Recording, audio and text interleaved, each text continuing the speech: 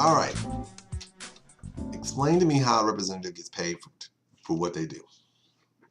This is a tricky one because the question I really got was because one person asked me a question where I guess they hired a firm and they thought they were going to have an attorney, and someone who wasn't an attorney didn't even come to the hearing, which was kind of weird. Or somebody else, I guess a non-attorney rep, somehow it just appeared that the attorney who was assigned to their case didn't come and somebody else came who may or may not have been an attorney.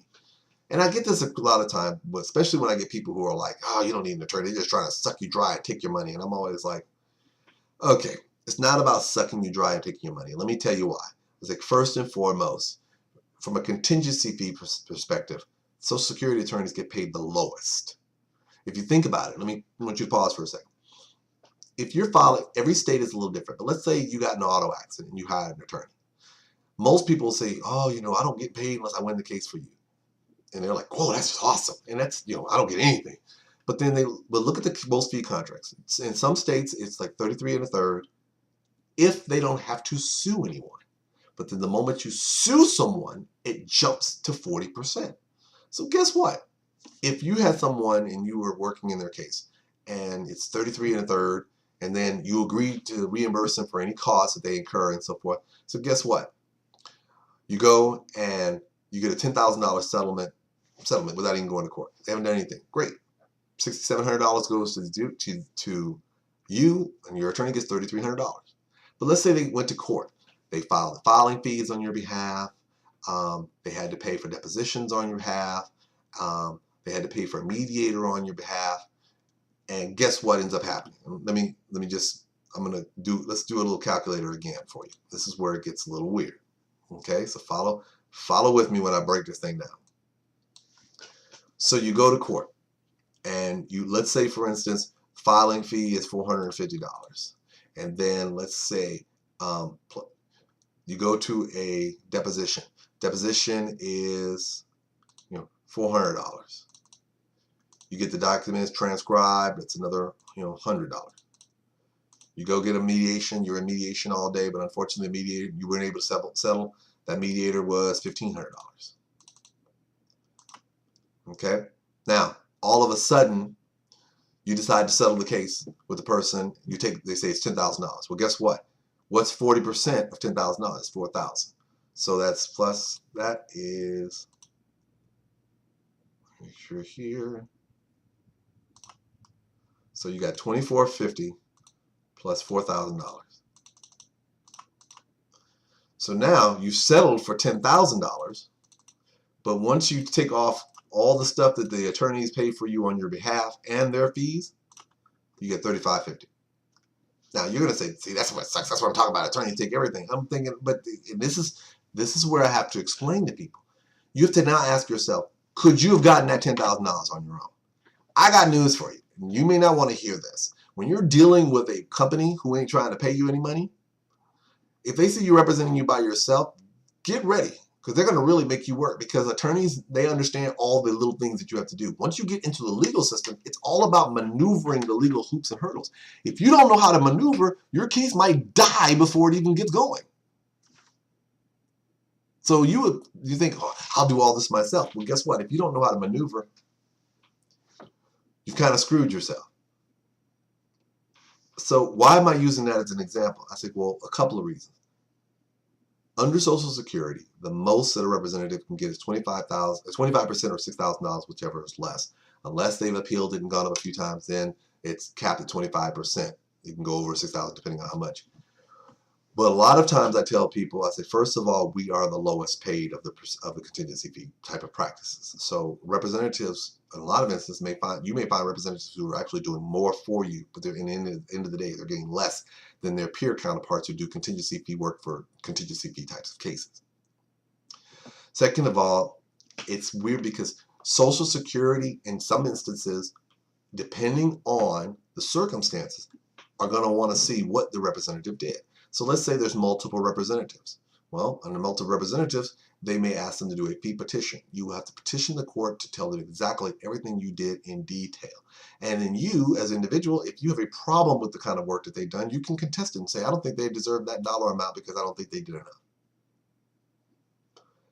I'm going to say this to the countless number of you out there who are curious about whether to hire a representative, whether it's worth your time, whether you believe attorneys are part, because everybody always swears that attorneys are part, and I'm going to say this because I'm an attorney, so yes, it's biased. But whenever I hear people say, oh, attorneys, you're part of the problem because you're sucking us dry, I'm like, first of all, nobody's sucking you anything. I always laugh when I hear people saying, whenever I get posts and stuff where they're like, attorneys are part of the problem anywhere. They're out there just trying to suck you dry of your $5,000, $6,000. And I'm always like, first of all, let's get one thing straight. It's 25% or $6,000, whichever is less. So if the person is only entitled to $10,000 in back pay, guess what I'm going to get? $2,500. I don't get full $6,000, I just get $25,000.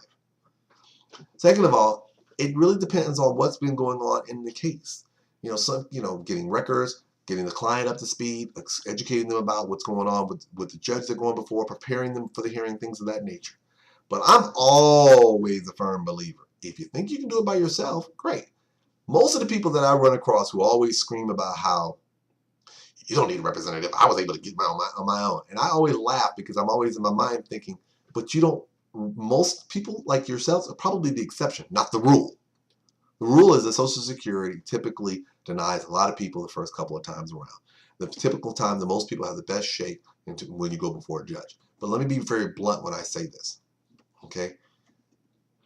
As an attorney who does a lot of federal practice work, which means I do federal practice in federal court, which means I'm reviewing a lot of case law on a regular basis. The laws and about the little funky nuances changes all the time. So for those persons out there, if you're not confident that you can handle it by yourself, don't listen to somebody out there who's trying to make you feel like you don't need someone because they were successful. They may have had a condition totally different from yours. Their condition may be worse than yours. They may have gotten approved at the lower office level where you're before a judge. If you don't know that you have problem areas in your case, then you rolling in there like you know what time it is really serves no purpose. Now, am I saying that you can't? Trust me, I know a lot of people who've handled their cases on their own, gone in the hearings, won without a representative. Brilliant, bully for you. And I've seen people who've gone in there without representative because they didn't have a clue that there were some problems with their cases and had things blow up in their face. And usually those are the ones who I've had on a couple of occasions that have come to me after the fact and asked them to fix things. And I don't mind doing that because the reality is this, and this is what I'm going to give you and kind of end on this note, and I've said this before. Do you need a representative? No, you don't. You don't need an attorney. And so for those people out there who say you don't need one, they are absolutely right. You don't need one. You don't need anything. You don't, and like I said, if your car breaks down, you don't need an attorney. If you get a sore tooth, if you got a toothache, you don't need to go to a dentist. If you don't feel good, you don't need to go to a doctor. But what you need to ask yourself is, are you able to handle those issues when they pop up on your own? If you've got a toothache, do you know what you need to do to make the toothache stop for good? Not just put some stuff on there to numb it up, but to fix the fact. Because if you got a cavity, I want to see you take that tooth out yourself. That would impress me. If you've got a health problem and you're not quite sure what it is, can you diagnose yourself? Can you get over there and go over there to the imaging place and have them do an MRI for you? If you can, you are the bomb. Cars, same thing. If you don't know anything about fixing a car, you can learn on your own. Do you have the time, patience, energy, and effort to be able to do that? Again, I say, at the end of the day, it really depends on you. I'm not telling you that you need to hire anyone because you don't need to hire anything. If you are not sure about what your representative is doing, if you're not sure in terms of the expectations of what to expect, open your mouth and ask. Send an email, leave a message, make a conference call, go in person. Find out, because I cannot begin to tell you the number of times where I have people who will sit here and say, well, what do you do? And I've had to tell them, I said, this is what I do. Now, let me be the first to tell you. If you don't believe that what I'm doing is worthy of getting paid the little bit that I may hopefully get for you, because trust me, I've had clients where I've done a lot of work, and then when I've won, the amount of money that there was very, very small, but I was okay with that because it's what I do. If you don't like that, do it yourself. It's really just that simple. Okay? If not, but I'm always a firm believer. If you're not sure about what you're doing, it's better to go with a professional that knows what they're doing and does it all the time than to roll the dice and hope for the best and make your situation worse.